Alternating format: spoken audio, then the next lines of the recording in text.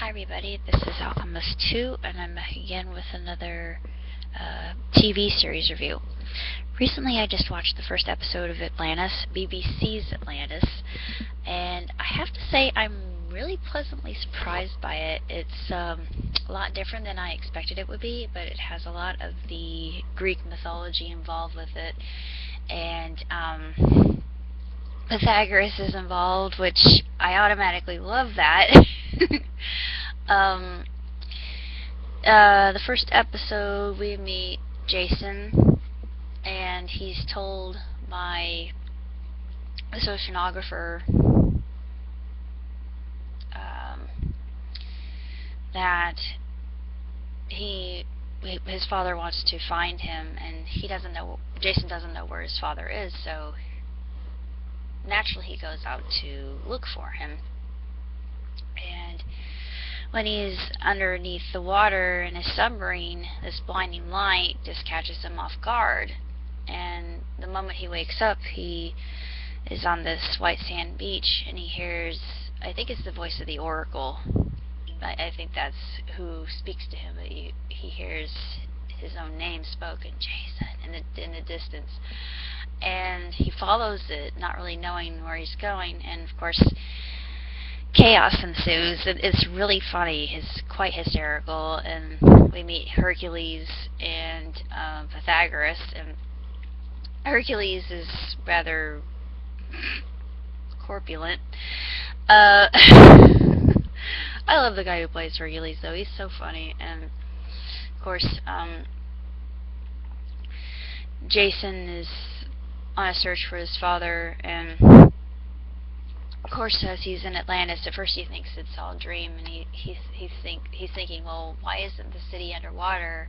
And of course Pythagoras says, well, that's impossible. If there was a city underwater, everybody would drown. Of course, the logic of that was infallible, but I thought that was pretty amusing as well. And the emperor and empress of Athens have decided that there should be, well, King Minos and his wife have decided that there should be tributes that are offered to the Minotaur, and they have to draw a stone from the Minotaur's mouth, and everybody does, and if it's a white stone, then they've been spared death by Minotaur, or if they draw a black one, then they have to go and sacrifice themselves to the Minotaur, who eats human flesh. He was cursed by the gods and whatnot. Of course they get the mythology correct, and I give them kudos for that, so I'm very, very happy.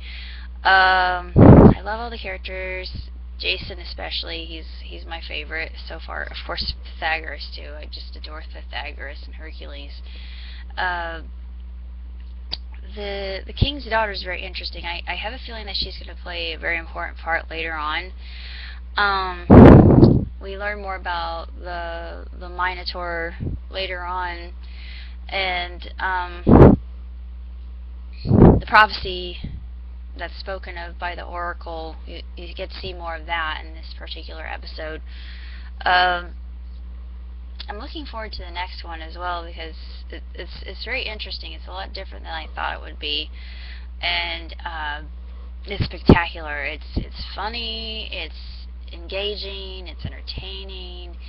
It's got a lot of action and adventure in it, and it kind of reminds me of Merlin, but actually a more Greek version of Merlin. And if you liked Merlin, then you probably love this show. If you love Greek mythology like I do, you'll just eat this show up. And at first, when Pythagoras chose the black stone, I felt so sorry for him. I thought, no, but I bet you anything that Jason's going to offer himself as tribute, which he did, predictably. Because, well, I'm not going to say anything because this is a spoiler alert, but this episode was really great. I really enjoyed it. If you haven't heard of BBC's Atlantis, of course, Britain got it first. Stupid Brits, but no. I hold nothing against England. I'm a huge Anglophile, and I'm glad that we're getting it now. And a very enjoyable series, and I'm going to continue um, speaking about the episodes as they come across, and hopefully it won't be like Sinbad, because they canceled Sinbad, and I'm really sad about that. And I did a fan fiction combining Once Upon a Time and Wonderland and Sinbad, which I thought would make a tremendous crossover, and oddly enough, it really did. I was very, very happy and satisfied with the result of my writing, and I still was able to redeem Lord Akbari in the end, and I just thought that he would do that because his character is different than Jafar. Jafar is just evil incarnate, and he's the epitome of everything sadistic and sinister, and of corruption. And well, he has a reason for that. And Once Upon a Time in Wonderland, if you've been watching the series like I haven't fallen in love with it. I'm just sorry that it's only going to be one season. It's just this sad that they couldn't expand it. I wish they would do another spin-off. I know they're never going to do Neverland because that's something that they completely ruled out. But now I understand more about Peter Pan, and it's such a twist I wasn't expecting. I thought,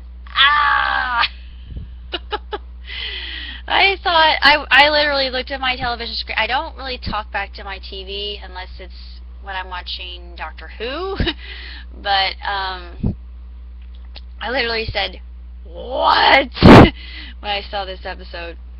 But I'm definitely looking forward to further episodes and more Atlantis. So in the future you will definitely be seeing me do a review of that, and I'm hoping to see Frozen in the near future. I don't think I'll be seeing Ender's Game. I'll probably have to wait for it to come out on DVD. I'm hopeful to see either Thor: The Dark World or The Book Thief or The Monument Men. Of course, I definitely am going to see The Hobbit: The Desolation of Smaug. I love The Hobbit. The Hobbit is actually my favorite book of the entire LOTR series, other than Return of the King, which I think was the best movie in the entire trilogy. A lot of people agree with me, but it made me cry like a baby at the very end. Of course, other people did too. I'm very interested in seeing how it will be portrayed on the big screen. I'm not really sure what else to say other than it's a very good year for movies, especially this holiday. So it's a fantastic time to be alive, and look forward to me doing more reviews of Orphan Black when it comes out. Of course, new season's coming this, I think it's March, as well as the Christmas episode Doctor Who. So until then, live long and prosper, everybody. Ciao, tutti!